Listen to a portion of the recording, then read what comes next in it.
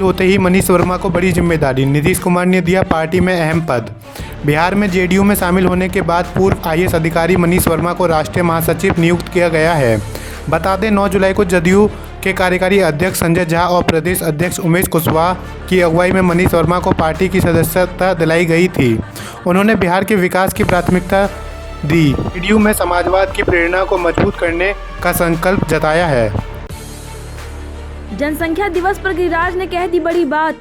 भारत की आबादी अब 150 करोड़ के आसपास है, दुनिया की सबसे बड़ी संख्या है। जनसंख्या के वृद्धि के मुद्दे पर केंद्रित गिरिराज सिंह का बयान विवादों में घिरा है। उन्होंने कहा कि मुस्लिम महिलाएं ज्यादा बच्चे पैदा करती हैं और हिंदू महिलाएं कम। इससे देश पर जनसंख्या का बोझ बढ़ने के साथ सामाजिक विसंगति पैदा हो रही है। इस पर राजनीति भी तेज हो गई है।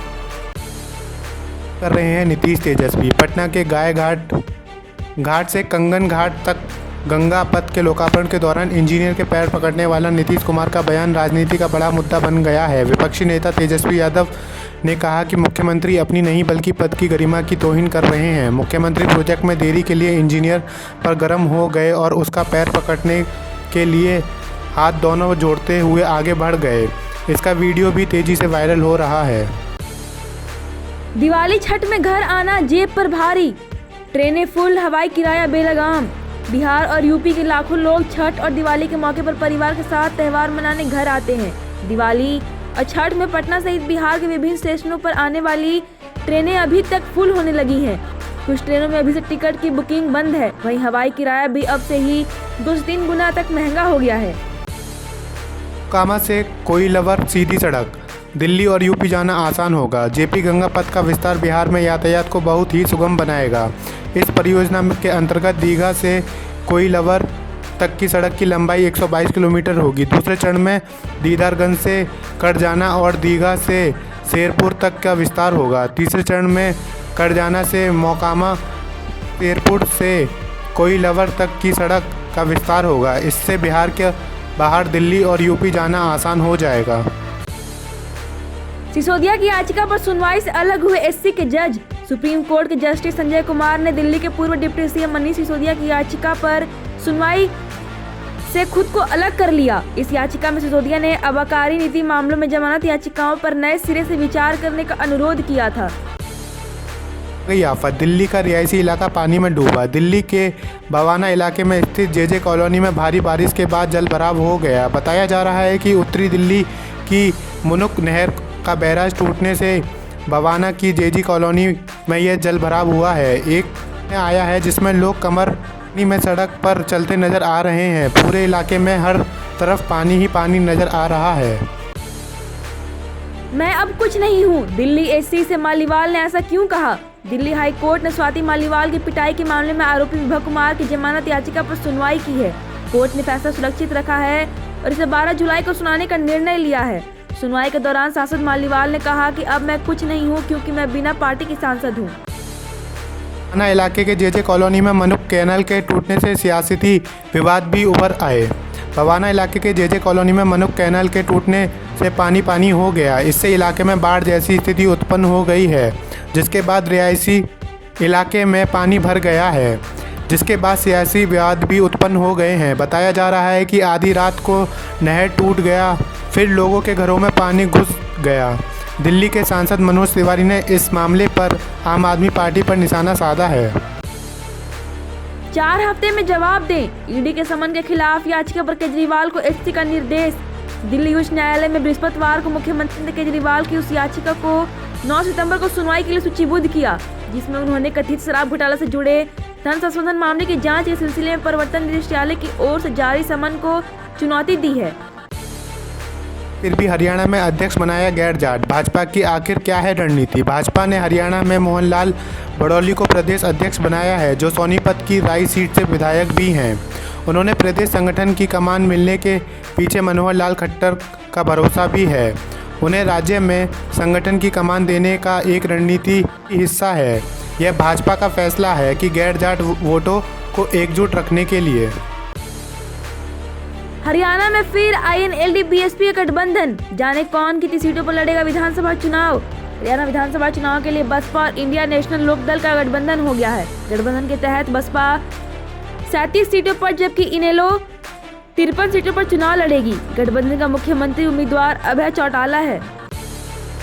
नाम बदलने की तैयारी में कांग्रेस सरकार, सीएम सिद्धरमैया ने किया ऐलान।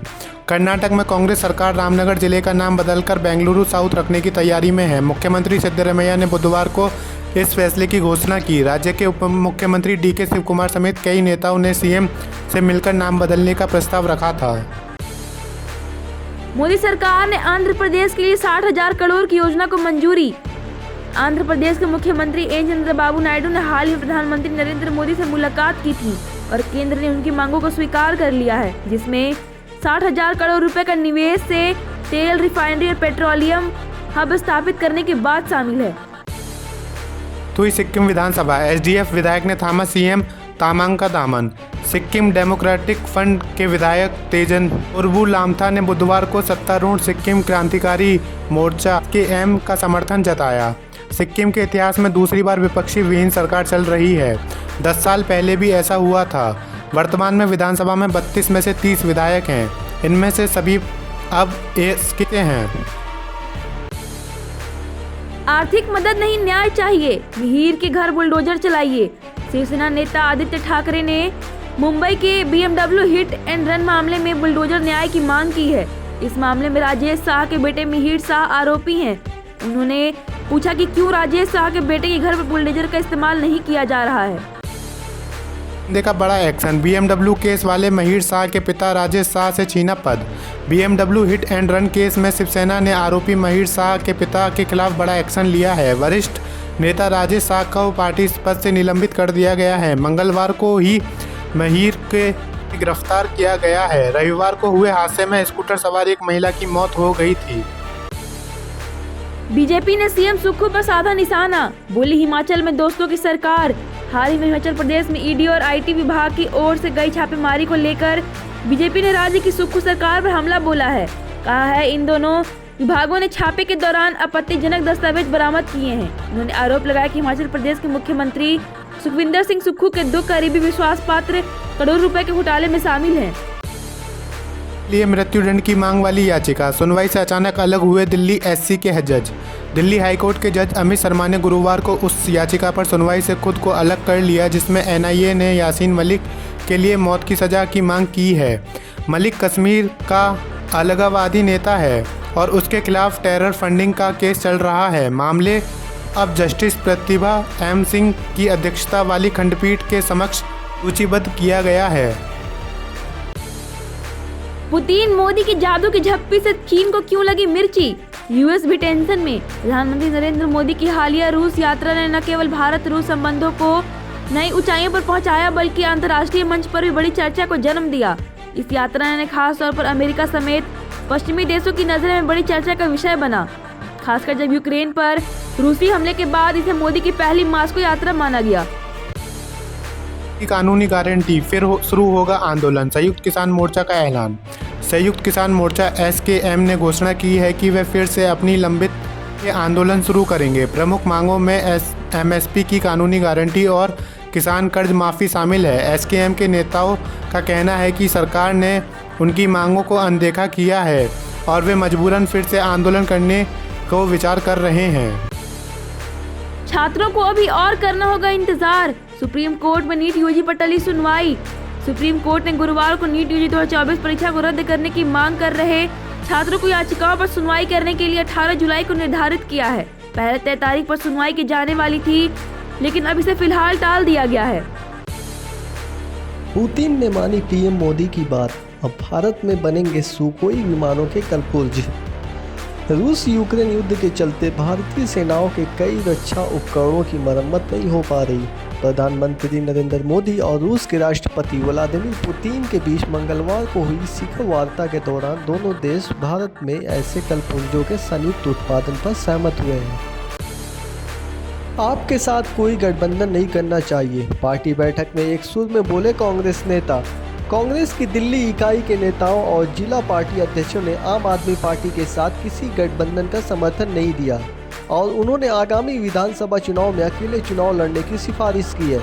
दिल्ली कांग्रेस के प्रमुख देवेंद्र यादव ने बुधवार को जिला अध्यक्षों और पर्यवेक्षकों के साथ बैठक की गई, जिसमें विधानसभा चुनाव के लिए एजेंडा तय किया गया है। पूर्व सांसद जया प्रदा को बड़ी राहत, आचार संहिता उल्लंघन में कोर्ट ने किया दोष मुक्त। पूर्व सांसद और फिल्म अभिनेत्री जया प्रदा को कोर्ट द्वारा बड़ी राहत मिली। उन्हें 5 साल पुराने आचार संहिता उल्लंघन के मामले में दोष मुक्त कर दिया गया। 2019 के लोकसभा चुनाव के दौरान केंद्रीय थाने में उन पर आचार संहिता उल्लंघन का मामला दर्ज किया गया था, जिसके बाद कोर्ट ने उन्हें बरी कर दिया। पूर्व मुख्य सचिव आलोक रंजन के साथ ठगी, क्रेडिट कार्ड से $383 साफ।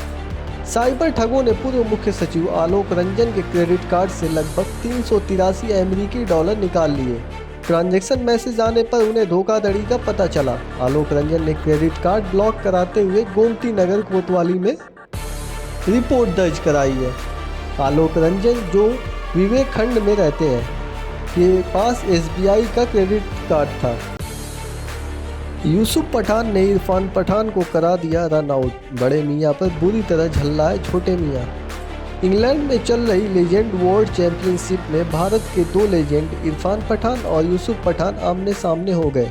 यूसुफ पठान की गलती से इरफान पठान आउट हो गए, जिससे इरफान गुस्से में आ गए और बड़े भाई पर झल्लाए। इस मैच में इंडिया चैंपियंस को साउथ अफ्रीकी चैंपियंस के खिलाफ 54 रनों से हार का सामना करना पड़ा। नोबेल पुरस्कार विजेता वैज्ञानिक ने की पीएम मोदी की तारीफ, बताया आध्यात्मिक व्यक्ति। प्रधानमंत्री नरेंद्र मोदी रूस की यात्रा समाप्त कर ऑस्ट्रिया पहुंचे, जहां उनका जोरदार स्वागत हुआ। वो ऑस्ट्रिया की यात्रा करने वाले पहले भारतीय प्रधानमंत्री हैं। यहाँ उन्होंने विभिन्न हस्तियों से मुलाकात की, जिनमें नोबेल पुरस्कार विजेता भौतिक शास्त्री एंटन जाइलिंगर भी शामिल थे। एंटन जेइलिंगर ने मोदी से मुलाकात के बाद कहा कि मोदी उन्हें गहरे आध्यात्मिक रुझान वाले व्यक्ति लगे। ब्रिटेन की संसद में भगवत गीता की गूंज, सांसद शिवानी राजा ने ली शपथ। भारत से कैसा नाता। भारतीय मूल की 29 वर्षीय गुजराती व्यवसायी शिवानी राजा ने ब्रिटेन की संसद में भगवत गीता पर शपथ ली। उन्होंने कंजर्वेटिव पार्टी के लिए लीसेस्टर ईस्ट सीट पर जीत हासिल की। लेबर पार्टी के 37 साल के वर्चस्व को खत्म किया। शिवानी ने भारतीय मूल के लेबर पार्टी के उम्मीदवार राजेश अग्रवाल को हराया। शपथ के बाद शिवानी ने कहा, मुझे गीता पर महामहिम राजा चार्ल्स के प्रति अपनी निष्ठा की शपथ लेने पर वास्तव में गर्व है। विशाल के दोस्त की घर में होगी wild card entry. Big boss के घर में हर रोज नए ड्रामे देखने को मिल रहे। पिछले वीकेंड के मौके पर अरमान मलिक ने विशाल को थप्पड़ मार दिया, जिससे सोशल मीडिया पर हंगामा मच गया। विशाल के फैंस अरमान को बेघर करने की मांग कर रहे। विशाल के दोस्त भाविन भानुशाली ने अरमान को क्रिमिनल बताया और अब खबर है कि भाविन की वाइल्ड कार्ड एंट्री के लिए अप्रोच किया गया है।